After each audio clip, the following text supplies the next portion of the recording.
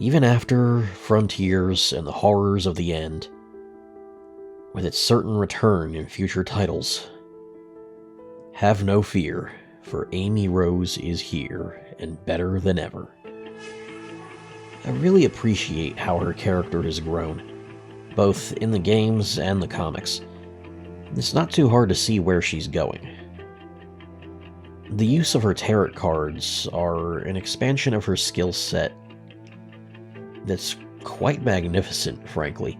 It's not something I ever would have seen coming before Frontiers. And I feel like a Timeskip version of her would be best finding a way to incorporate them more intricately into her combat and combining their effects with her hammer.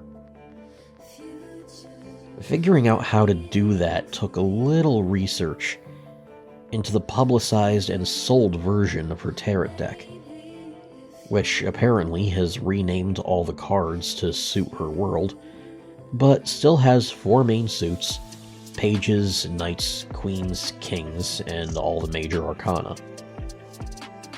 In a standard tarot deck, the suits are wands, cups, swords, and pentacles. These have been changed to fire, water, lightning, and rings, suiting all of the item capsule shield elements. Oddly enough, the wands are normally associated with fire, cups are associated with water, and swords are associated with wind or lightning. Pentacles is meant to be an earthly material element, so turning that to rings makes sense. And then, of course, there's the major arcana, with examples like Earth replaced with Gaia, Strength replaced with the label of Hero when the card depicts Caliburn, and so on. I figured, why not incorporate the effects of those elemental cards and the major arcana into her combat? As such, I've given her a more elegant, slightly witchy design that includes a deck box on her hip, and a color scheme taken directly from the deck itself. Her hammer has even received some updates with a new paint job, longer handle for riding like she does in Frontiers, and faster swings in combat, and her cards can be slotted into the 3 rectangular patches around it. By using Sage cards, she gains access to the shields of each suit. Knight cards will grant her hammer a damage boost, either neutral or elementally aligned. Queen cards will be focused on destructive techniques empowered by those elements. And King cards will be a large-scale crowd control technique with high destructive potential. The major arcana is where things get more interesting.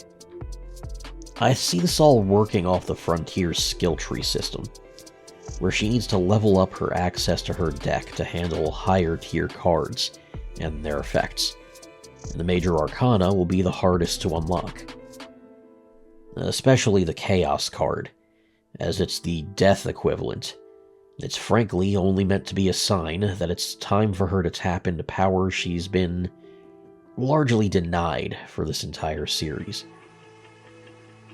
In the end, I feel like Amy Rose's tarot deck is the biggest thing to focus on with expanding her skill set, and flavoring it to match the meanings and powers of the cards. But that's just her combat abilities. How much would she change as a person during the time skip? Well, frankly, I think that's kind of obvious. She'll write a book about the things she witnessed on Kronos Island, as she travels the world to witness love in all its forms. She'll be calmer, more considerate, but no less energetic and determined. She'll probably be pining after Sonic still, but also largely quiet about it, waiting for him to be ready, knowing he's too adventurous of a spirit to settle down, at least anytime soon. She would act as an excellent mentor, a guiding force to the rest of the cast, with insight befitting of the former leader of the rebellion against Eggman's most successful tyrannical takeover. She'll have grown into a woman who's now certain of everything she wants in life, and the calm, flexible mind to navigate any dark waters between her and her goals, no matter how long the journey may take.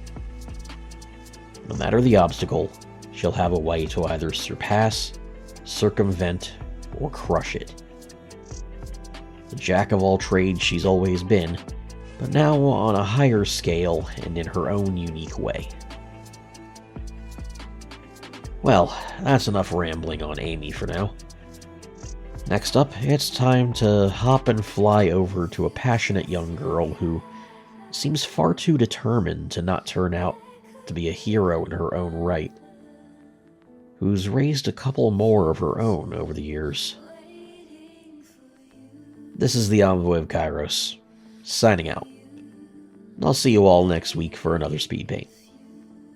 Thanks for watching, guys.